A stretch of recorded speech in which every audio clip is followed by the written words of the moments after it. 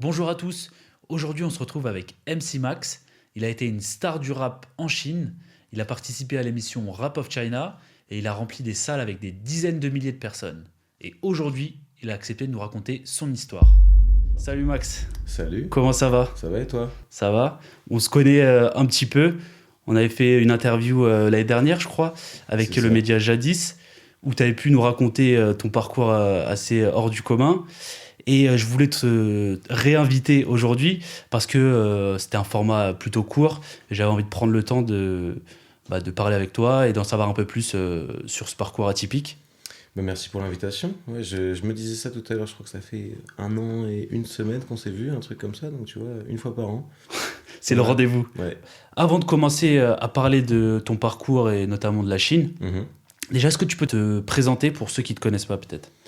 Bah écoute, moi c'est Max, 33 ans, rappeur depuis longtemps, 2005. Il va falloir que je trouve un truc à faire pour les 20 ans l'année prochaine. Je fais du rap. J'ai du mal à dire, à définir mon rap, mais je pense que c'est du rap à texte, du rap qui fait passer des messages. Je rappe à la fois en français et en chinois mandarin, du coup, même si j'essaie de me concentrer sur le français. Et voilà, je pense que c'est ce qui me définit le mieux déjà. Bientôt la soirée des 20 ans du coup. Yes. Ça va être quelque chose. Ouais, il faut que j'y pense, hein, mais je pense que ça fait un petit peu mal, tu vois, aussi de te dire, ouah, ça fait déjà 20 ans, le temps il passe beaucoup trop vite. J'ai un problème avec ça, sur le temps qui passe, on pourra en parler, mais ouais, va falloir qu'on trouve quelque chose à faire pour ça. Du coup, 20 ans de rap, avant de passer sur le rap, déjà, est-ce qu'on peut parler de ton enfance? Quel genre d'enfant est-ce que tu étais? Est-ce que tu as commencé à avoir ce côté artistique dès tout petit? Est-ce que tu peux nous en dire un peu plus? Je sais que moi, mes parents, ils ont voulu que je fasse de la musique petit. J'ai commencé par faire du piano, ça n'a pas été très long, mais j'ai fait du piano, et ensuite, moi j'ai grandi en région parisienne, et à l'adolescence, 12-13 ans, j'ai déménagé sur Nantes, et j'ai voulu trouver une activité, etc. Et j'étais intéressé par la batterie. Et donc à 12-13 ans, je me suis mis à faire de la batterie. Je suis rentré dans une fanfare. Ok. En gros, on pouvait avoir des cours de batterie gratuitement, mais il fallait faire partie de la fanfare de la ville. Je me suis dit, bon, ça m'a l'air d'être un bon deal. Et je me suis retrouvé avec des gens de 7 à 77 ans. On était 40, 50. Et j'ai un petit peu appris la vie avec eux, mais c'est aussi comme ça que je me suis développé niveau musique. Et ça m'a pas mal aidé parce que moi, petit, j'étais timide, j'étais le petit gros du fond de la classe qui fait rire les autres, mais qui a pas de copine, qui est un peu en marge et qui est triste au fond de lui, tu vois. Et la musique, ça m'a aidé aussi à m'exprimer un petit peu. Et ensuite, les années ont passé, et puis je me suis dit, ok, j'aime bien le piano, j'aime bien la batterie, j'aime bien écrire des trucs aussi, j'aime bien les poèmes. Et mis bout à bout, finalement, des poèmes, du piano, de la batterie, tu Ça mets s'est ça imposé ensemble, logiquement, ça, hein. ça fait du rap, quoi. Ouais. Et c'est comme ça que j'en suis arrivé là. Ok. Et tu sens que le rap et la musique, etc., ça t'a vraiment aidé? Tu dis que tu étais quelqu'un d'assez timide.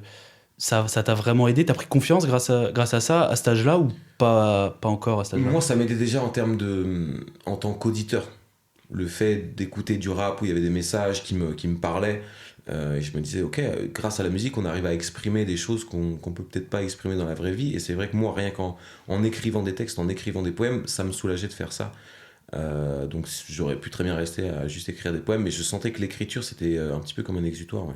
Est-ce qu'on te disait que t'étais déjà bon quand t'écrivais ces poèmes, ou tu les gardais pour Je toi l'ai gardé pour moi. Tu les gardais C'est pour toi. vraiment après, avec l'arrivée de MySpace, où là j'ai commencé à me dire, je vais faire des morceaux.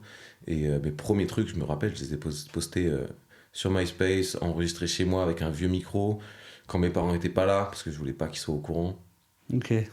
Et question, niveau scolaire, t'étais comment? T'étais bon? T'étais plutôt bon? T'aimais bien l'école ou J'étais, j'étais très bon.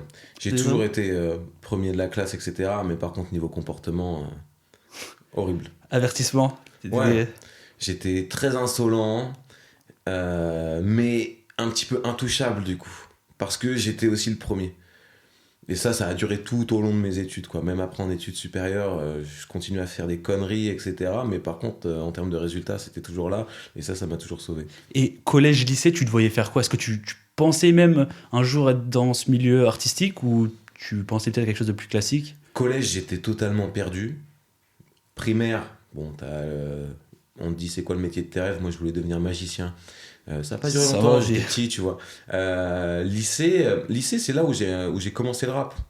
Donc franchement, je me voyais déjà faire de la musique. Collège, je pense que ouais, vraiment totalement perdu. Et à partir du lycée, je me suis dit, je veux faire du rap. Et après, bah forcément, tu te dis, ok, la musique c'est bien, mais c'est compliqué. Et j'ai choisi de continuer mes études. Mais j'étais déjà assez persuadé, je pense que c'est ça que je voulais faire. Ok, donc collège, tu commences le rap, c'est ça? Je commence la batterie, la fanfare, j'écris des poèmes, etc. Et c'est plus au lycée où là je commence à écrire mes premiers morceaux, sortir mes premiers sons sur Internet, quoi. Ok, et donc tu fais ton lycée, tu arrives en terminale. Le chinois, à quel moment ça vient dans ta vie? Est-ce que ça vient déjà dès le lycée? Est-ce que tu peux Ouais, choisir chinois au lycée? c'était la première année qu'ils proposaient ça. D'accord. Moi j'étais à Nantes et en gros ils venaient d'ouvrir LV3 chinois pour la première fois dans tout l'ouest de la France. C'était sur dossier. Et du coup moi j'ai fait un dossier pour pouvoir rejoindre ce lycée-là qui n'était pas mon lycée de secteur. Et je suis parti donc à Nantes, donc je suis arrivé dans un lycée, je connaissais personne à Nantes, etc. Moi j'étais dans un village à côté de Nantes. Et donc j'ai commencé en seconde, ouais. Et, et comment on se dit, je vais faire du chinois? Parce que moi, je me souviens de moi au lycée, si je pouvais gratter des heures et ne pas y aller, bah, j'essayais de gratter ces heures-là. Et forcément, ça te rajoutait des heures. Et le chinois, c'est vrai que c'est assez typique, surtout à cette époque-là. C'est pas. Bah ouais, c'était aujourd'hui, bon, il y en a un petit peu partout, des LV3, etc. Mais à l'époque, c'était vraiment très rare. Moi, c'est mes parents, en gros, ils m'ont dit ok, tu parles français, anglais, espagnol, va apprendre le chinois. Ça peut être que bénéfique pour la suite. Et moi, de mes souvenirs, ça m'intéressait aussi. J'ai une famille assez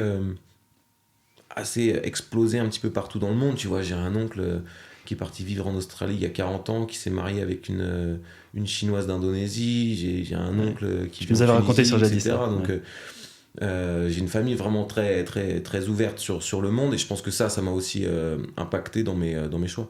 Donc, c'est pour ça. Mes parents disent que c'est moi qui ai pris cette décision. Moi, de mes souvenirs, c'est eux qui m'ont poussé. Ouais. Après, je sais pas quelle est la vérité, c'était il y a trop longtemps. Bon, en tout cas, t'as accepté et ça a changé un peu ta vie. C'est sûr. Tu commences à apprendre le chinois et quand tu apprends le chinois, donc c'est en seconde, Ouais. tu finis la terminale. Pour avoir un ordre d'idée, t'as quel niveau de chinois? Est-ce que tu peux tenir une conversation? Franchement, c'était assez chaud, hein. Il fallait connaître 5000 caractères, je crois. Ok, mais il y en a énormément dans la langue Il y en a chinoise. beaucoup, mais 5000, normalement, tu peux être capable de lire un journal, quoi. Ah oui, d'accord. Donc, on avait quand même un bon niveau. Et surtout que moi, je me mettais des challenges en mode, ok, si je suis premier de la classe, ça veut dire que je suis premier dans la région, puisque de toute façon, il y a pas grand monde, tu vois. Donc, je m'y suis mis vraiment à fond et j'avais un bon niveau. Donc, à la sortie du lycée, franchement, je parlais plutôt pas mal déjà. Ok. Et tu finis le lycée, c'est à ce moment-là que tu décides directement de faire une école de commerce? Ouais, j'ai fait une école post-bac. J'étais un petit peu perdu justement entre la musique et les études. En me disant, ok, je commence à faire des petits concerts sur Nantes, etc. J'ai envie de faire que ça. Est-ce que j'arrête tout, je fais que de la musique, est-ce que je continue? Justement, c'était l'époque MySpace où tu pouvais encore communiquer avec des rappeurs. Aujourd'hui, sur Insta, c'est plus compliqué. Ils te répondent pas. Il y a trop de monde. À l'époque, c'était beaucoup plus simple et je me souviens avoir envoyé des messages à Cynic, à Tunisiano, à plein de gens et j'avais eu des réponses. Je me Ok. souviens, Tu leur disais quoi? je suis perdu, je peux faire des études supérieures, mais moi j'aime que le rap, t'en penses quoi? Ah ouais, C'était un truc d'accord. comme ça, ouais. Et j'avais eu des réponses où ils m'avaient dit, franchement, t'as la chance de faire des études, nous on n'avait pas eu cette chance, fais-le. Donc ils voyaient peut-être le côté un peu sécurité Bah pour ouais. ça. Et du coup, je savais pas trop quoi faire, vers quoi m'orienter. Moi, c'était musique, musique, musique, donc je savais pas trop. Et il y a cette école de commerce qui est venue dans notre classe en terminale pour présenter l'école, où il y avait des parcours à l'international, où ils nous présentaient le fait qu'il y ait du chinois et tout. Je me suis dit, bah, ça a un petit peu de sens, tu vois, autant continuer là-dedans. Et c'est pour ça que je suis parti là-bas, en fait. Ok. Et du coup, quand tu vas partir en Chine, est-ce que tu peux nous donner un peu le contexte du moment où tu es parti en Chine? En quelle année t'étais? Du coup, je rentre en école de commerce en 2008. Je fais une première année à l'école, c'était à La Rochelle. Deuxième année, 6 mois en France, puis 6 mois de stage à l'étranger. Moi, pour le coup, j'étais pas prêt à quitter la France, mais j'avais pas le choix. Donc je me suis dit, je vais aller au plus proche. Je suis parti en Belgique. Ok. Et, Ça va. troisième année, 2010, là, c'est un échange universitaire. Donc forcément à l'étranger aussi. Et l'école a beaucoup de partenariats, dont des partenariats en Chine. Et je me dis, bon, ok, il faut que je fasse un effort pour le coup. J'apprends le chinois, tant qu'à faire, autant essayer de partir en Chine. C'était par niveau. Et vu que j'étais dans les premiers de l'école, moi j'ai pu choisir ce que je voulais. Et c'est pour ça que 2010, je pars pour un an d'études en Chine. Mais pourquoi tu voulais pas partir plus loin que la France, comme tu disais? Est-ce que tu avais peur? Est-ce que tu étais le genre de personne qui aimait pas trop partir comme ça un peu loin? C'est pas ça, c'est plus. Tu vois, moi je suis hyper proche de mes potes, etc. Et le fait de me dire, ouais, être loin de mes potes, ça, c'est un truc qui me saoulait. Sauf qu'une fois que je suis parti en Belgique, j'ai pris conscience de. Déjà, j'ai fait pas mal de tri. Les gens, tu penses que justement c'est tes meilleurs potes, etc. Ils vont prendre de tes nouvelles tous les jours, il y a rien. D'autres gens dont t'avais aucune attente, ils prennent des nouvelles de toi. Donc tu refais un petit peu, tu recrées ton cercle amical. Le fait de partir à l'étranger, ça aide beaucoup. Tu vois qui continue de te parler. Tu vois qui sont les vrais, et Mhm. qui tient vraiment à toi. Et puis aussi en étant en Belgique, pendant 6 7 mois, un truc, j'ai aussi vu des gens qui ont quitté Nantes, etc. Et je me suis dit, ok, moi je veux rester, mais finalement c'est peut-être les autres qui vont partir. Donc au début j'ai eu cette idée-là de me dire non, je veux pas partir et tout, mais en partant je me suis rendu compte Ouais. que finalement... Après, il y a aussi ce côté-là où parfois, moi je sais que je suis parti en Australie, j'ai des très bons amis à moi, où à cette période-là, on n'a pas parlé, mais c'est aussi une question peut-être de caractère, où c'est pas des personnes qui entretiennent facilement un truc encore plus à distance. Mais je sais que enfin, je suis revenu, ça n'a rien changé. C'est sûr, j'ai fait un morceau qui parle de ça, qui s'appelle Plus qu'un pote, justement, où je dis qu'on a plusieurs types de potes et qu'il y en a, c'est les amis fantômes, ceux que tu vois une fois par an, mais quand tu les retrouves, au final, c'est exactement la même chose, même si tu parles pas, t'as l'impression que tu t'es vu la veille. Mais non, c'est plus le fait de voir les gens qui, eux, quittaient la ville, alors que moi j'avais envie de rester, je me dis, bah ok, si je reste, au final, je vais me retrouver tout seul aussi. Ouais, donc à toi de faire ton bout de chemin, quoi. Donc ça m'a débloqué sur le fait de partir plus loin. Ok. Du coup, on est en 2010, tu pars en Chine, tu vas où, pour combien de temps, comment ça se passe au début, tes impressions? Du coup, je pars pour Xi'an, c'est dans l'ancienne capitale, en plein milieu de la Chine. Mhm. Donc là, c'est échange d'un an. Donc de base, je partais que pour un an, mais on part entre Français et tout, donc ça va, c'est pas... Tu partais avec des gens de ton école déjà. On est 20 de mon école, et il y en a 20 de Montpellier aussi, qui viennent aussi sur le même campus. Donc en gros, on est 40 Français, on est sur un campus où il y a quasiment que des étrangers. Donc pas trop dépaysés, évidemment, mais pas trop perdus non plus, parce qu'on n'est pas seul, quoi. Ok. Et toi, tu traînes justement beaucoup avec les Français au début? Parce qu'on dit toujours pour apprendre une langue, à un moment donné, si tu traînes qu'avec des Français, c'est compliqué. Mm. Est-ce que tu arrives à avoir des potes chinois vraiment? Honnêtement, en première année, zéro. Ouais. T'es jeune, tu pars entre potes aussi, t'es à l'autre bout du monde, on est en coloc, on est dans une résidence où il y a tous les Français, les 40, on a pris des apparts dans la même résidence. Les buildings d'à côté, c'est des Italiens, des Anglais, etc. Honnêtement, la première année, Tu parles plus anglais que chinois. bah, ouais, français, anglais, et voilà quoi. J'ai pas beaucoup communiqué avec des Chinois. Je me suis bien rattrapé après, mais c'est vrai que la première année, non. Donc la première année, ton niveau de mandarin, il n'augmente pas tellement finalement. Bah, j'ai des cours quand même. Enfin, je suis en cours tous les matins, même si j'y vais pas trop. Ouais. Mais après, tu dois communiquer aussi. Enfin, tu commandes à manger, tu t'achètes des trucs dans les magasins, etc. T'as pas de choix. À Xi'an, il n'y a pas d'anglais. Ok. Donc, c'est du chinois. Donc, ça va. Je me débrouille un peu. Mais en fait, je m'améliore pas. Je rattrape le niveau que j'avais en terminale. Ok. Parce que mon école de commerce m'avait vendu le chinois. Au final, il n'y en avait pas. Ok, d'accord. Donc, pendant 2 ans, j'ai pas T'avais pratiqué. pas de cours? Non. Ils m'ont fait venir pour ça. Au final, il n'y en avait pas. Ouais. Donc je rattrape un petit peu le niveau que j'avais perdu, mais c'est pas sur la première année que je m'améliore vraiment, quoi. Ok. Et niveau stage, t'es en stage à ce moment-là du coup? Je suis en échange universitaire. Ah, donc pour l'instant, on parle pas de stage. Ouais. Et ça dure un an? Ouais. À la suite de ces un an, est-ce que tu rentres en France et après tu repars ou comment ça À la suite de ces 1 an, je dois encore faire un stage de 6 mois toujours à l'étranger, et moi je me dis bah ok, je suis en Chine. J'ai testé l'expérience études, pourquoi pas tester l'expérience travail. Donc je cherche un stage en Chine, et je trouve un poste de directeur marketing dans une autre ville qui s'appelle Nantong, qui est à 90 km de Shanghai. Mhm. Je me dis, bah déjà, stage directeur marketing, c'est pas mal comme poste, donc je me dis, je le prends, et je rentre. Et tu Je rentre trouves, pas. c'est une boîte française, c'est ça? C'est une boîte franco-chinoise, ouais. Franco-chinoise, ok. Mm. Et tu sais quoi? Ils font c'est des une boîte de quoi? produits énergie solaire. D'accord, ok. Donc Et je donc- rentre pas en France entre les deux. J'étais rentré pendant les 1 an, il y avait eu un break pour Noël, etc. J'étais rentré. Mais entre la fin de l'université et le stage, non, je trace direct pour le stage. Et le stage se passe bien. tu finis ton stage, il te propose un poste, c'est ça? Ouais. Il propose le poste de directeur général de l'entreprise. Donc, on est en fin 2011, un truc comme ça. J'ai 20 ans, 19 ans, 20 ans. Mais comment ils arrivent enfin, comment t'arrives à avoir un poste comme ça à ce moment-là? Ils te faisaient vraiment confiance? Il me faisait confiance, je pense que j'étais efficace aussi dans mon stage, que j'ai réussi sûrement à faire des choses qui ont permis à l'entreprise de se développer. Et je sais que même pendant mon stage, en vrai, je faisais pas que du marketing, je faisais un petit peu des missions qui ressemblaient à une mission de general manager plus que directeur marketing. Et du coup, ça leur a paru pertinent de me proposer ce poste. Peut-être qu'ils ont vu, je sais pas, des compétences cachées en moi et tout, mais ouais, assez incroyable comme. Et c'était une grosse boîte ou pas? Vous étiez combien dans la boîte? Euh, Moi, quand je suis arrivé, en fait, j'ai vu l'entreprise grandir de ouf. Quand je suis arrivé, et même les bureaux et tout, on a changé et tout. Mais au début, il y avait une vingtaine de personnes, donc c'était déjà pas mal. Et après, quand j'ai quitté, c'était plus 40, tu vois. Donc, au fil des années, le CA, il a vraiment, vraiment augmenté. Donc, c'était une entreprise en train de grandir, mais avec un gros potentiel. Ok. Et donc là, pendant cette période-là, du coup, tu es resté. Enfin, ce poste-là en CDI, je sais pas s'ils appellent ça un CDI là-bas, mais tu l'as pendant 3 ans et quelques, non? Ouais, du coup, il me propose le poste. Moi, je dois rentrer quand même en France pour finir mon master. Parce que j'ai Ok. 6 mois de. En gros, la dernière année d'école, c'est 6 mois de stage, puis 6 mois d'études pour finir. Mhm. Pas logique. En Mhm. général, un stage de fin d'études, tu le fais à la fin de tes Ouais. études. Mais bon, moi, l'entreprise accepte que je rentre en France, que je travaille à distance le temps que j'ai mon diplôme et que je revienne. Donc, je rentre 6 mois en travaillant en distance, j'ai mon diplôme, je reviens. On est en 2012. Et ouais, je travaille jusqu'en 2015 pour cette boîte, un truc comme ça. Ouais. Et les échanges dans cette boîte-là, ils se font En anglais. en anglais? Le patron français, il parlait pas chinois. Ah, d'accord. Lui, Ok. il était là depuis beaucoup plus longtemps que moi, mais Ok. Et quand tu fais toutes ces années-là, toi, j'imagine que là, pour le coup, ton niveau là, de pour le coup, chinois. ouais.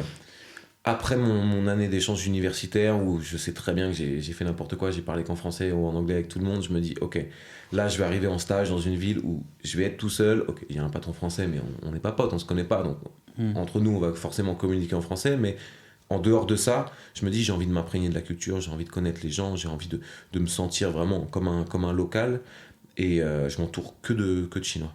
Et du coup, Ok. forcément, là, le niveau, il augmente très, très, très vite, quoi. Et t'es perçu comment en tant que blanc, du coup, qui parle chinois? Qui parle chinois? Est-ce que ça les choque, les Chinois? Est-ce qu'ils Ça les ils choque, sont pas mais surpris? ils sont hyper curieux de savoir pourquoi, ça les choque, mais ils voient ça aussi comme un peu comme du respect, tu vois. Parce que justement, tu essaies de t'imprégner, tu essaies de comprendre, tu t'impliques pour apprendre la langue, donc ils apprécient ça. Et au niveau du rap, pendant cette période-là, est-ce que tu continues d'écrire ou tu fais une petite pause? Toute ma période, à partir de l'année d'échange universitaire, vraiment, c'est sur le côté, quoi. J'écris quelques morceaux de temps en temps, mais c'est plus pour moi, parce qu'il y a les études, parce qu'il y a le taf. Euh, Évidemment, ça me manque de ouf. Mais je sors pas forcément de morceaux et j'ai fait cette décision de toute façon de mettre la musique de côté pour me consacrer sur ma carrière. Donc ça reste un hobby, mais c'est vrai que j'y consacre pas tant de temps que ça jusqu'à ce moment où j'ai ce poste où je travaille vraiment et le week-end je sors beaucoup, le soir je sors beaucoup parce que justement je me fais de plus en plus de potes chinois qui organisent des petits trucs hip-hop, etc. Et là, ça m'en redonne envie de m'y mettre. Et du coup, ils font des espèces de. Ce qu'on fait comme en France, des open mic et tout. Et donc, je me mets à prendre le micro, je rappe en français, mais c'est plus pour se marrer qu'autre chose, quoi. Ok. Mais donc, pendant cette période-là, t'écrivais, mais t'enregistrais pas, Ouais. même pour toi, Non, t'avais. j'avais pas de matos et tout. Donc, Ok. Mais tu gardais quand même ce rêve au fond de toi, tu penses? ouais, c'est sûr. Ouais. C'est sûr, même si j'en étais pas conscient, j'avais cette envie au fond. Ok. Et il y a un événement qui a fait que tu as fait un peu ce switch de j'arrête de travailler à j'essaye d'aller vers un truc qui me plaît beaucoup plus, qui est le rap. Est-ce que tu peux nous parler de cet événement-là? Bah, justement, j'étais en poste, etc.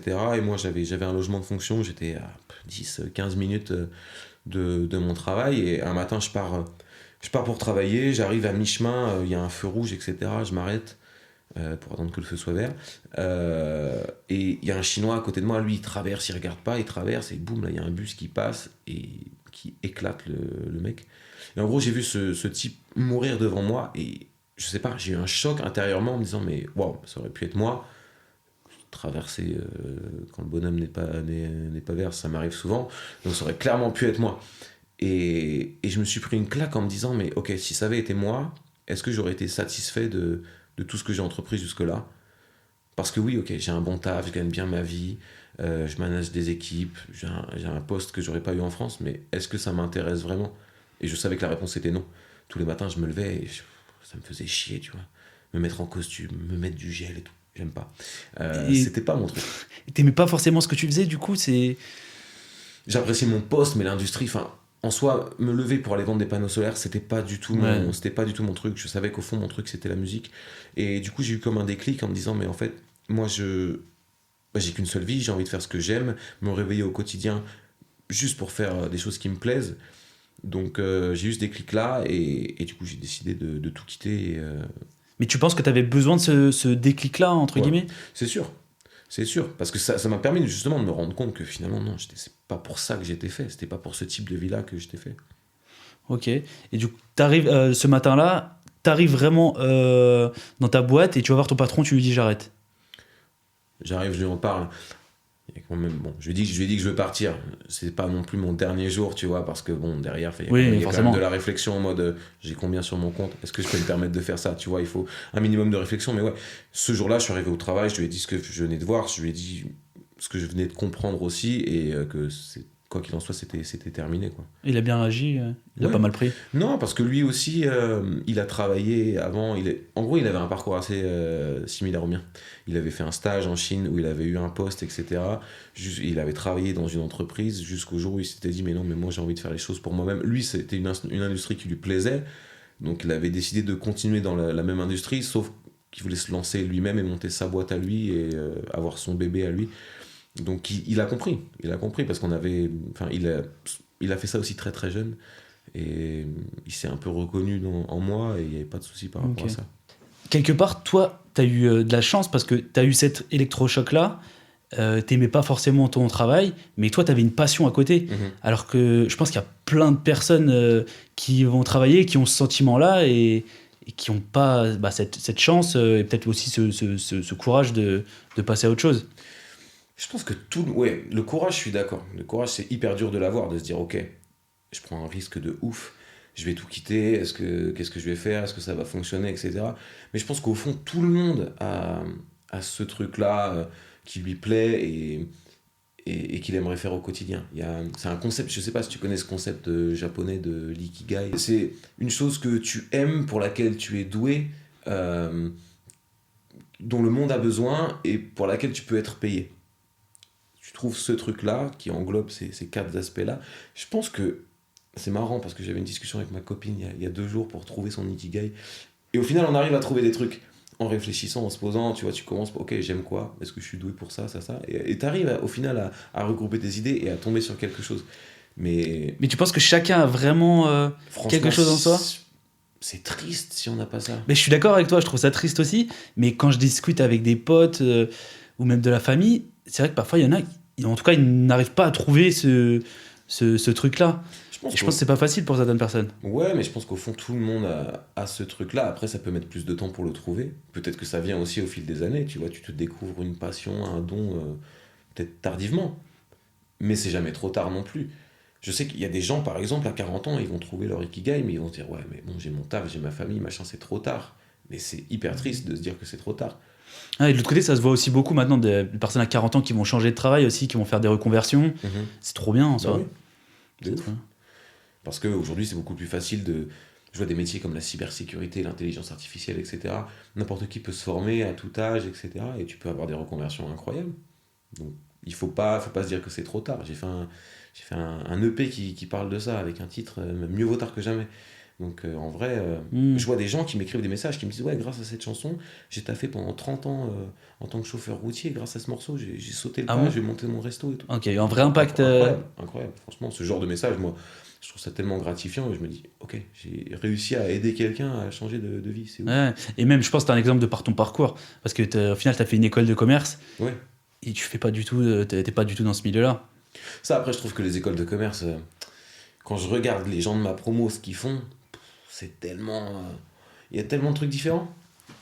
Personne a une vie bureau, machin, etc. Enfin, j'ai un pote, il est pilote de drone. J'ai un pote, il danse sur des tables, il est mannequin, il danse sur des tables. Enfin, alors qu'on a fait la même école. Hein. Mais c'est vrai. Bah, avec Jérémy, avec qui on t'a interviewé, on a fait aussi une école de commerce Ouais. et au final, on travaille pas du tout là-dedans, quoi. Du coup, je voulais revenir avec toi. Donc, donc tu démissionnes, entre guillemets. Mhm. C'est quoi ton backup à ce moment-là? Comment tu continues de gagner de l'argent? C'est quoi tes projets? Comment tu fonctionnes? J'ai eu la chance de mettre pas mal de côté parce que j'ai bossé pendant 3 ans, que j'avais un très bon salaire, que j'avais un pourcentage du chiffre d'affaires, etc. Donc j'ai aussi ce truc en me disant je vais me lancer dans mes projets, mais je sais que quoi qu'il en soit, j'ai un backup derrière et je suis assez safe pour me lancer. Euh, J'avais déjà des projets, j'en avais parlé avec mes potes chinois, etc., de racheter des parts dans une boîte de nuit. J'ai un pote qui avait ouvert une boîte. Je lui avais dit, moi, je veux racheter 50% de tes parts et tout, on fera ça. Enfin, j'avais dit ça en rigolant au début, mais au final, quand j'ai eu ce déclic, je l'ai fait direct. Ça s'est fait, ok. Donc, t'es arrivé à avoir de l'argent grâce à cette boîte de nuit? La boîte de nuit, pas spécialement, mais on a ouvert une agence à côté de booking. En gros, on a ouvert une école de DJ, D'accord. une agence de booking et la boîte de nuit. Bon, la boîte de nuit, elle existait déjà, j'ai racheté les parts, mais on a ouvert les activités connexes. Donc, on avait une école de DJ pour former des DJ chinois. Ensuite, on les bookait sur des events et on faisait aussi du tour management. On faisait venir des artistes de l'étranger pour organiser leur tournée en Chine et en Asie. Ok. Et on organisait aussi des événements pour des restos ou des événements pour nous, etc. Donc, vraiment du business événementiel. Ok, bon, ton école t'a servi quand même, au final. Ouais, quand même. Et avec ça, avec ces activités-là, t'arrives à vivre rien que Ouais. de ça? Ouais, ça marche bien, surtout tout ce qui est tour management, faire venir les artistes, leur trouver des dates, etc. Tu prends des pourcentages sur chaque date, donc ça va, on s'en sortait. La boîte de nuit, on savait que c'est pas ça qu'elle allait nous rapporter, parce que c'était une boîte de nuit underground en mode hip-hop, techno, house, c'est pas du tout la culture musicale à l'époque en Chine, Mhm. mais c'était plus un kiff personnel et pour essayer de développer cette culture dans une ville comme celle où on était, où c'était pas Shanghai, c'était pas Pékin, quoi. Donc les gens, ils avaient pas cette ouverture d'esprit, ils connaissaient pas. Ok. Donc c'était plus pour le kiff la boîte. Donc tu devais squatter la boîte de nuit, non? Je passais ma vie là-bas. Mais ça permet aussi de te faire un nom, tu vois, de te dire qu'il y a des gens qui font ça. En plus, c'est un Chinois et un expat qui montent un business pour faire ça. Donc Et la transition du rap, du coup, elle s'est fait aussi à ce moment-là? C'est à ce moment-là que tu reprends le rap et... Tu reprends le rap en français, j'imagine, au début. Comment ça vient de... Peut-être naturellement, je commence à rapper aussi en chinois? quand t'as une boîte de nuit, t'as les clés, tu peux y aller tous les jours. Enfin, tu vois, c'est nul comme vérité, mais j'organise des soirées, tu bois un coup, machin, etc. T'as des potes DJ qui sont sur scène, tu commences à être bourré, tu montes, tu prends le micro, tu te mets à rapper, tu vois que les gens ils sont ouais, mais je savais pas qu'il savait faire ça lui aussi. Et tu vois, tu te prends un kiff de la foule qui kiffe et tout, et tu te dis, ouais, c'est vraiment, ça me manque quoi. Et là, je me suis dit, ouais, il faut vraiment que je reprenne aussi ça à fond. Et du coup, je me suis remis à écrire des textes. Au début en français, après, je me suis vite dit, mais Parce qu'au début, quand tu montais sur scène, tu rappais en français pour leur faire anglais, plaisir? français, tu vois, Ok. pour leur faire plaisir, et puis parce que t'as bu un coup et tout, et c'est marrant. Et c'est, ouais, après, au bout de même quelques mois et tout, je me suis dit, il faut que je me mette à écrire en chinois, obligé, voir ce que ça donne. Tu Et te rappelles de la première fois où t'as rappé en chinois là-bas? honnêtement, c'est pas sur scène, je crois. Ah, non, je sais pas, peut-être. Mon premier souvenir, c'est pas sur scène, c'est un freestyle que j'ai posté sur les réseaux. Mais il y a D'accord. moyen que j'ai dû lâcher quelques phrases avant, tu vois, pour tester sur scène, mais le temps passe vite et je suis pas sûr. Ouais, ok. Bon, c'est pas grave. Mais et comment ça prend du coup? Est-ce que ça prend grâce au réseau Ouais, de ouf. TikTok. TikTok? Parce que TikTok, c'est présent en Chine depuis hyper longtemps, tu vois. Enfin, de base, c'est chinois. Ensuite, ils ont racheté Musical.ly pour partir à Ouais. l'étranger, États-Unis, Europe, etc. Mais de base, c'est chinois, donc ça fait beaucoup plus longtemps que ça existe là-bas. Et je me dis, vas-y, on va tester. Je fais un freestyle en chinois, 100% chinois, je poste ça, boum. Première vidéo, ça pète. Dès la première vidéo? Ouais. Et tu t'arrives à monter, tu prends Et beaucoup de followers je là-bas prends ou... plein de followers d'un coup, etc. Et en plus, ça se passe juste avant que je parte pour un voyage en Europe. J'amenais une de mes DJ pour faire un show à Amsterdam. D'accord. Et après, on en profitait pour faire un petit tour. On partait à Paris, on allait à Nantes, etc. Et je me dis, vas-y, il faut que j'en profite pour faire des vidéos en chinois dans ces endroits-là. Donc, je fais un autre freestyle en chinois à Amsterdam, au bord des quais et tout. Je fais un freestyle en chinois à la Tour Eiffel, je fais un freestyle en chinois à Nantes. Je rentre en Chine, je poste ça et les vidéos. Tu vois, en plus, le mec, il est blanc, il rappe en chinois, il est devant la Tour Eiffel et tout. Donc ça Incroyable. fait encore plus de vues. Mais du coup, tu dois attendre de rentrer en Chine pour pouvoir poster parce que c'est là-bas le réseau. Bah, il t'as est, besoin d'un VPN, machin, etc. C'est bloqué, donc tu peux pas poster direct. Donc j'attends 3 semaines, je rentre, je poste et Ok. c'est Donc là, par parti. exemple, ton compte TikTok chinois, tu l'as plus. J'ai pas accès. Enfin, Il est-ce que faudrait que potentiellement tu l'as encore si tu retournes là-bas? Ouais, Ok. enfin, je sais même pas parce que pour te connecter, bah, tu sais, t'as les histoires de. Tu mets ton identifiant mot de passe et ça t'envoie un message sur ton téléphone. Mais mon téléphone chinois, tu l'as ça plus. fait 4 ans que je suis parti, le numéro il a été réattribué à quelqu'un d'autre, tu vois. Il y a peut-être des moyens de le récupérer si j'y retourne, mais j'y crois peu. Mais ça, c'est chiant, le fait que tout soit bloqué d'un côté comme de l'autre, c'est un peu embêtant. Ouais. Ok. Ah, c'est dommage ça parce que. Et t'étais monté à combien À la de fin, followers? avant de partir, j'étais à 5 6 millions, un truc comme ça. Ah ouais, C'était bien parti. Ouais. 5-6 millions. Et donc, pareil, là, tu avais peut-être un revenu Les à ce revenus, moment-là? c'est principalement sur les partenariats. Tu vois, t'es invité par un resto pour venir faire une vidéo dans leur resto, etc. Tu fais un freestyle là-bas. Donc, c'est des partenariats avec des marques, avec des endroits. On me faisait venir, il y avait des gros events organisés par des marques. Donc, tu viens. Ça fait un peu un truc influenceur, hein, mais ouais, j'étais rendu là-dedans, quoi. Et à ce moment-là, ça doit être un kiff pour toi. Tu te dis, j'arrive enfin à vivre de ma passion, De ouf. même si c'est peut-être pas exactement comme tu y pensais au début, parce que c'était peut-être plus en français. Mais t'es dans quel état d'esprit Bah, surtout que tu vois, moi j'avais mis tout ce truc-là de côté pour vraiment avoir la vie de bureau et tout, et je me dis que enfin, je kiffe. J'ai ouvert une boîte de nuit, c'est un rêve de gosse, tu vois, en soi, d'avoir ton lieu à toi. J'ai des business dans la musique, en plus je fais des sons en chinois, ça marche direct et tout, je me dis, enfin, c'est incroyable. Enfin, c'est vraiment la vie que j'avais espérée depuis petit. Même si je me rends compte quelques années plus tard que finalement c'est pas ça que je veux, mais sur le moment, ouais, c'était un kiff. Ok. Et avec le temps, du coup, tu gagnes en notoriété. Tu te fais repérer pour participer à une émission, Ouais. Rap of China. Comment ça s'est fait? C'est eux qui m'ont contacté. Quand ils m'ont contacté, j'avais pas autant de followers parce que c'est l'émission qui m'a aidé à atteindre ces D'accord. chiffres-là. Mais ça commençait à bien tourner, tu vois, c'était viral et tout, mes freestyles. Et eux me contactent en mode écoute, on organise une nouvelle saison du programme. C'était la 3e saison, je crois, un truc comme ça. Et est-ce que ça te dirait de participer? Évidemment, j'ai dit oui. C'est vraiment un programme en mode nouvelle école, mais à plus grande échelle parce qu'il y a 1000 participants au début. Et puis parce que c'est 200 millions de vues par épisode, donc forcément, tu vois, ça pèse 200 en millions. Chine. Ah oui, d'accord. Ouais, c'est énorme. Donc, Et tu sens qu'à chaque diffusion, ton compte TikTok, il explose? bah ouais, je suis le seul expat dans l'histoire, tu vois. Donc forcément, je suis pas le seul expat, je suis le seul blanc. Il y a un autre pote, un Renoir, qui est très, très chaud aussi, et qui fait aussi partie de la saison où je suis. Ok. Mais tu vois, les Chinois ont cette image de l'Européen, genre, qui est glorifié et tout pour des raisons que j'ignore peut-être, et du coup, ouais, ça m'aide énormément pour gagner sur les réseaux. Ouais. Et t'es allé jusqu'à quel stade de cette émission? Bah, on est parti de 1000, j'étais dans les 50 derniers, je savais que je gagnerais pas. Ok. Je suis pas chinois, enfin, tu vois, j'ai pas non plus. Je savais que je gagnerais pas, mais bon, je suis déjà allé jusque-là, donc c'est cool. Donc, ouais, on était 50 quand je suis parti. Ça va, t'as passé quelques tours. Genre. Bah, je me dis que tu vois, déjà ceux qui candidatent, il y en a beaucoup. Déjà, ils en prennent que 1000. Enfin, la Chine, c'est grand, donc Mhm. il y en a beaucoup. Et tu passes quelques étapes, tu arrives jusque-là, donc tu te dis, bah, c'est déjà cool, quoi. Carrément. Et nouvelle école, c'est quelque chose qui pourrait t'intéresser, toi? Honnêtement, j'ai candidaté la première saison. J'ai fait 2 ou 3 entretiens. À l'époque, c'était encore pendant le Covid, donc j'ai fait ça par Skype et tout. Mhm. Après, ils n'ont pas donné suite. Deuxième année, j'ai candidaté aussi, on m'a pas contacté. C'est étonnant parce que ton profil il est tellement atypique que je pense que sur un Netflix, tu cartonnerais. Ouais, mais après, tu sais, toutes ces émissions, les mecs qui participent, ils sortent pas de nulle part, hein. Ils sont déjà signés quelque part, ou ils connaissent un tel, qui connaît un tel. Sur la saison 2, c'est que les mecs que j'avais déjà vu quelque part, moi, pour 99% d'entre eux. Et mon style de rap, je pense pas que ce soit vraiment ça que Nouvelle École recherche. Tu vois. C'est pas assez commercial. Ouais, ouais, c'est pas assez actuel, comme tu dis, ce que tu fais. Ouais. Ok.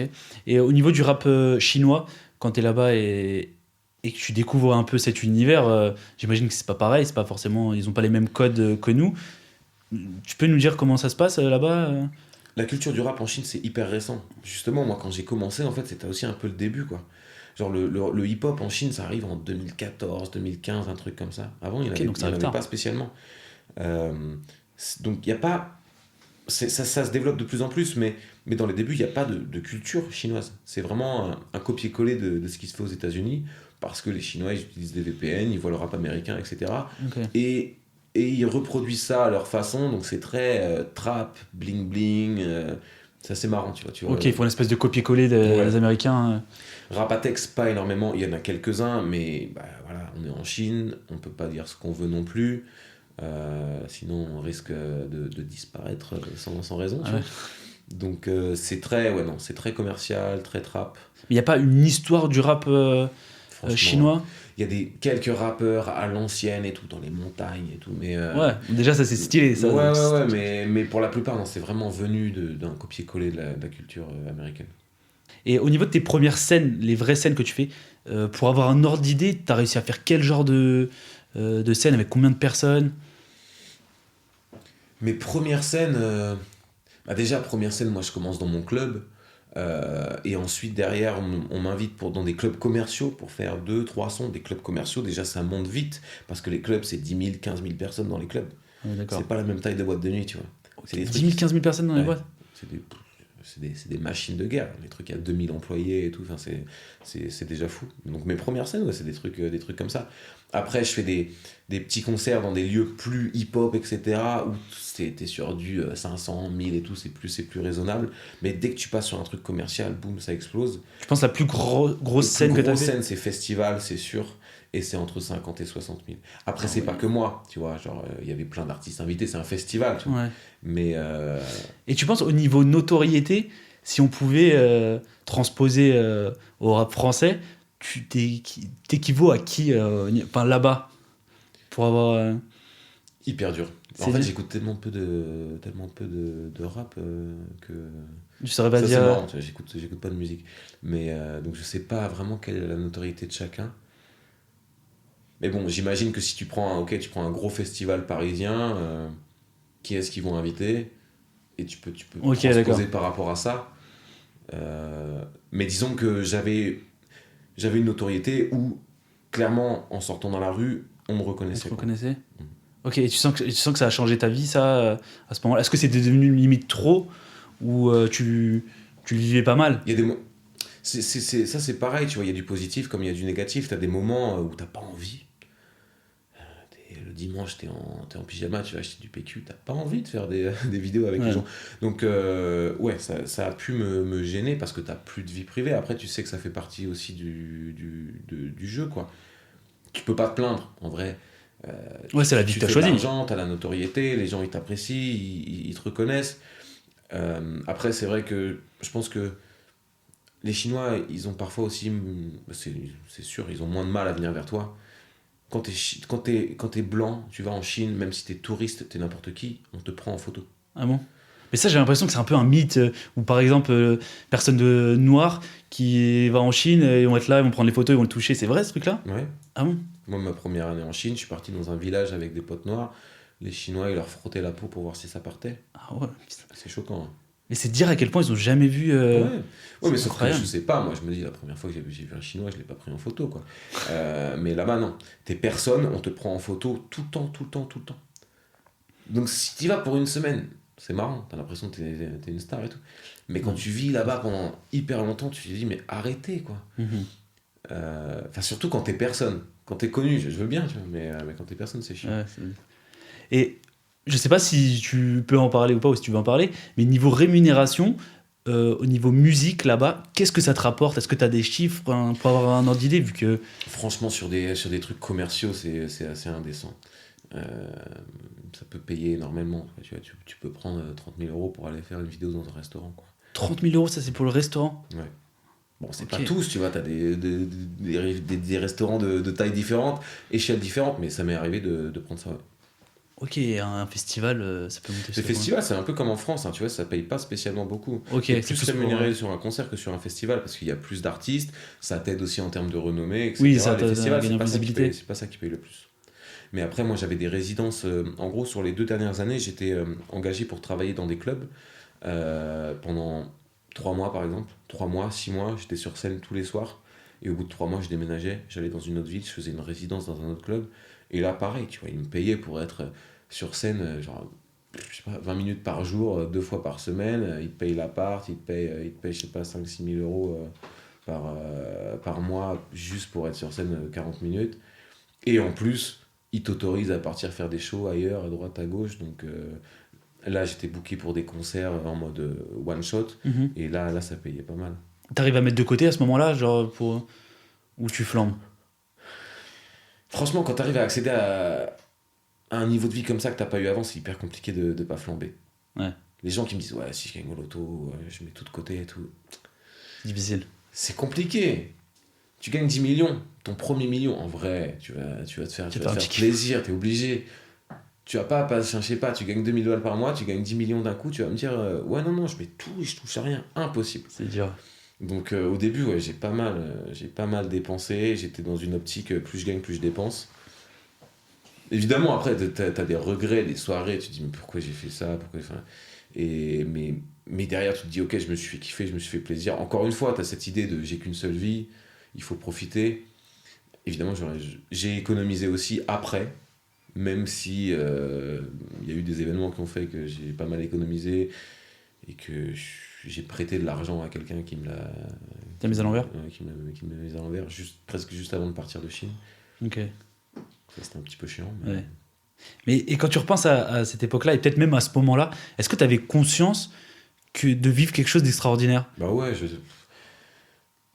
tous les jours tu te dis, mais qu'est-ce qui se passe, quoi ? Pourquoi il y a ça qui se passe ? Il y a encore 2 ans, j'étais en costume cravate en train de vendre des panneaux solaires, et là, je suis sur des scènes avec des 10 000, 20 000 personnes, enfin c'est lunaire. J'en ai conscience, ouais. J'en ai conscience, mais je pense que je garde les pieds sur terre quand même. Ouais.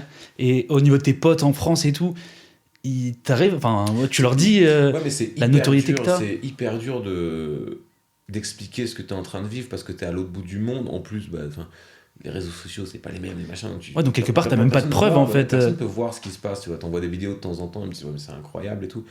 Mais c'est hyper compliqué. J'ai pas mal de potes qui sont venus, donc qui ont vu, qui ont halluciné. Mais c'est compliqué. Et puis j'ai ce truc aussi où je suis en train de vivre ma vie à fond.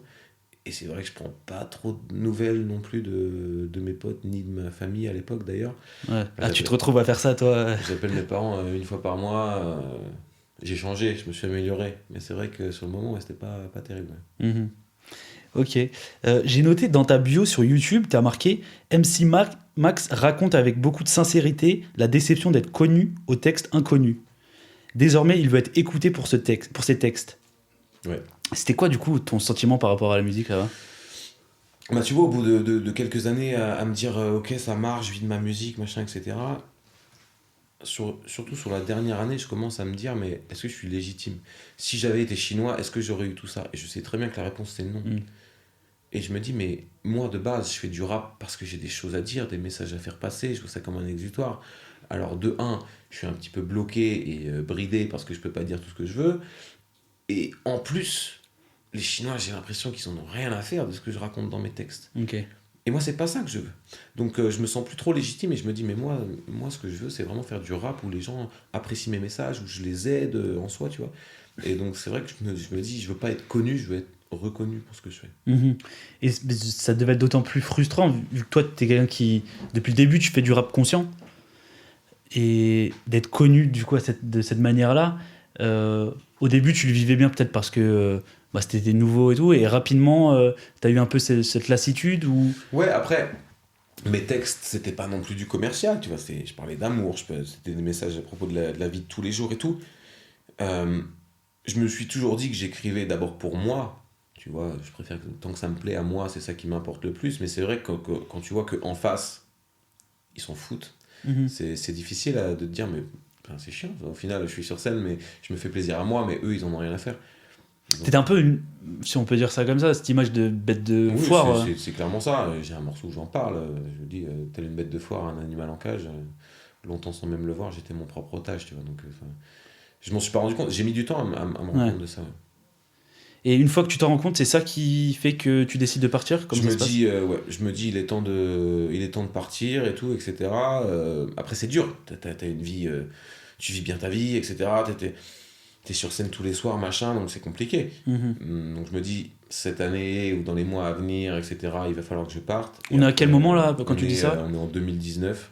Ok. Et, et puis, Covid. Alors ça a été l'élément déclencheur, quoi. Ouais. Fin 2019, début 2020, le Covid arrive et je me dis, c'est une excuse de plus pour partir, quoi.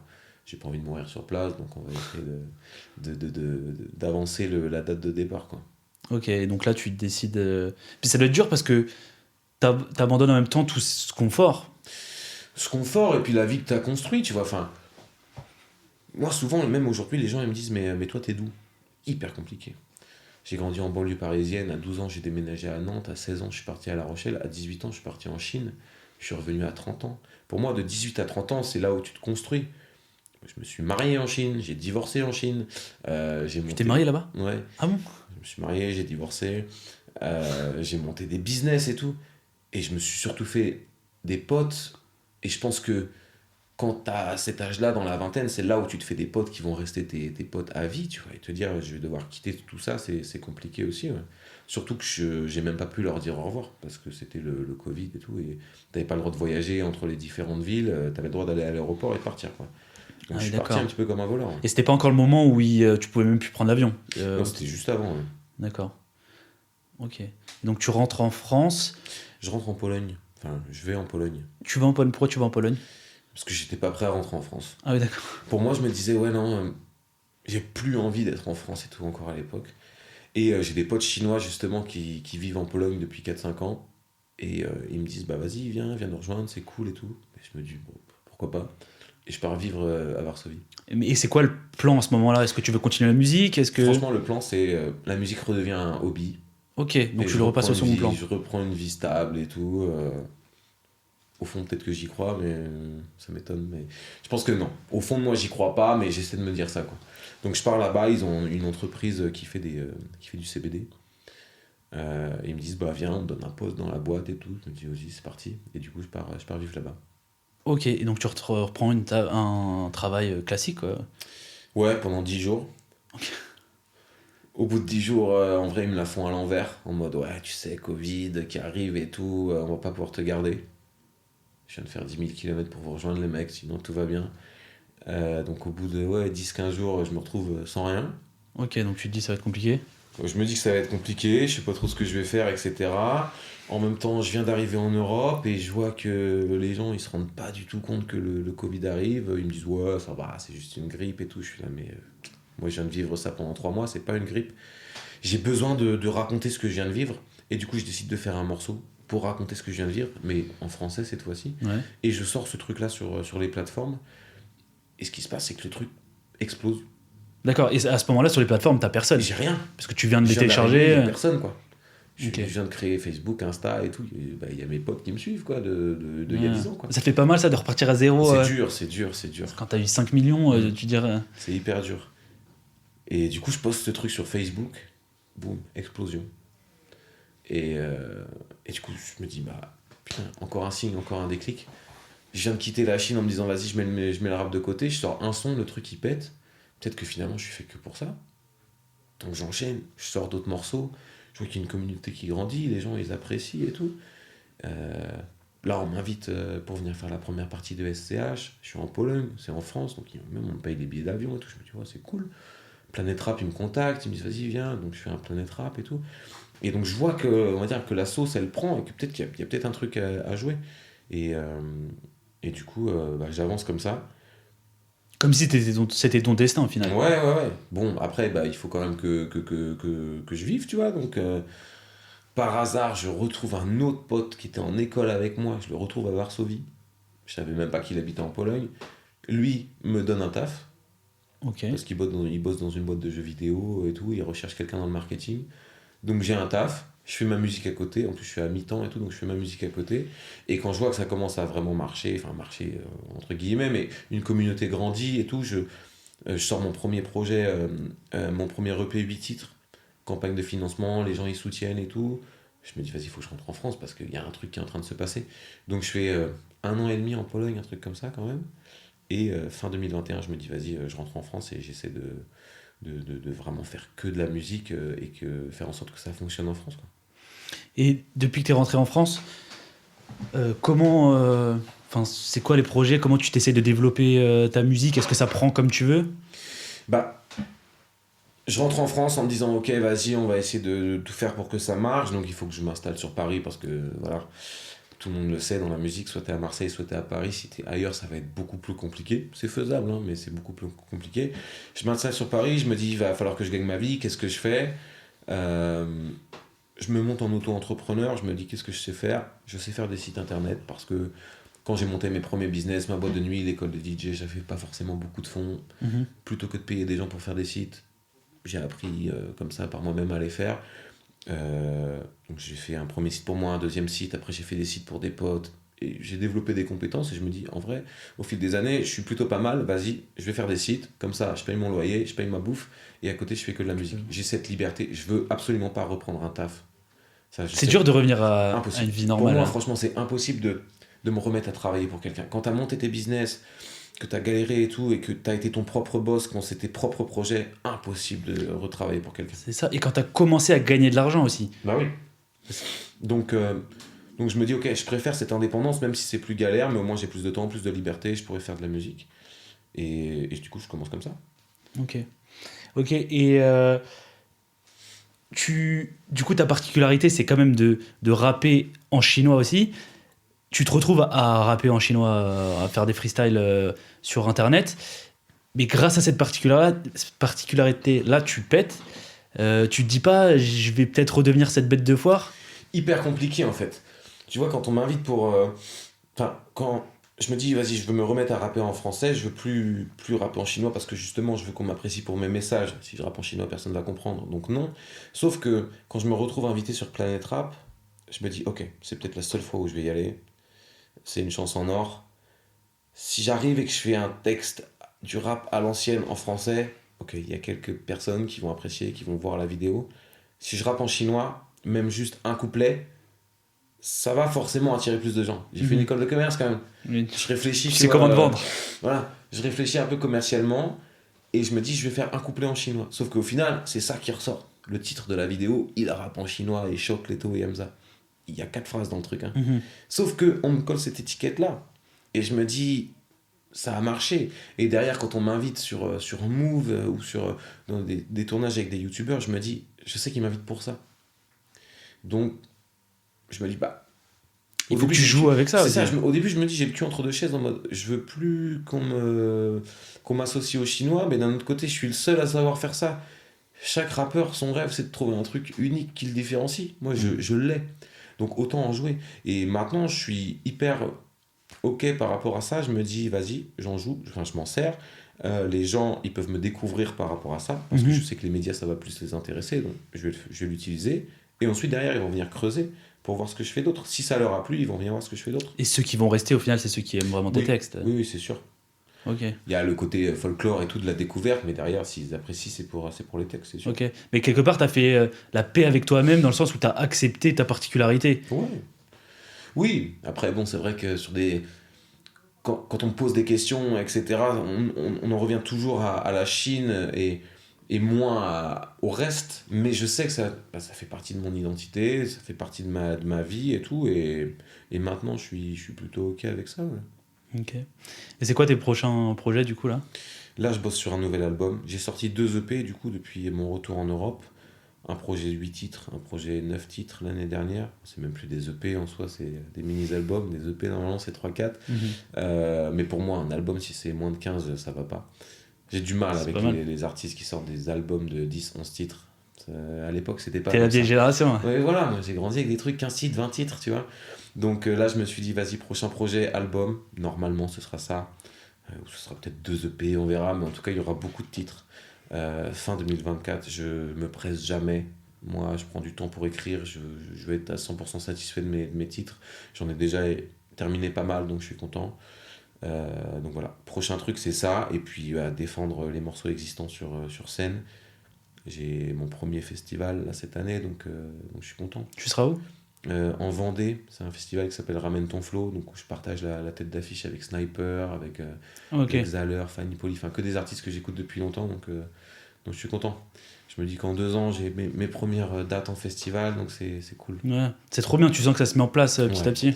Je vois que la communauté, elle grandit, je suis de plus en plus reconnu par les gens et des artistes que j'apprécie, que j'adore depuis que je suis jeune me soutiennent et tout, donc ça fait vraiment plaisir. Ouais. Trop bien.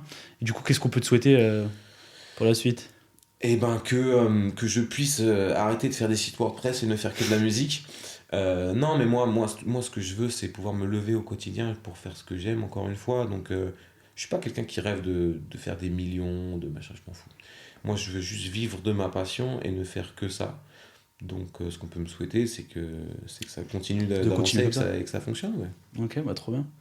Bah merci Max. Mais merci à toi. On a parcouru toute ta vie, c'était grave intéressant. En Et espérant qu'on se où est-ce qu'on revoit peut te pas. retrouver du coup Bah écoute, tous les réseaux, Insta, Facebook, TikTok, MC Max, MCMAX, et pareil pour les plateformes de streaming, YouTube, Spotify, Deezer, etc. Ok, trop cool. Bah écoute, hâte d'écouter ton prochain album ou tes prochains EP. Yes, Merci Max. merci à toi. Salut.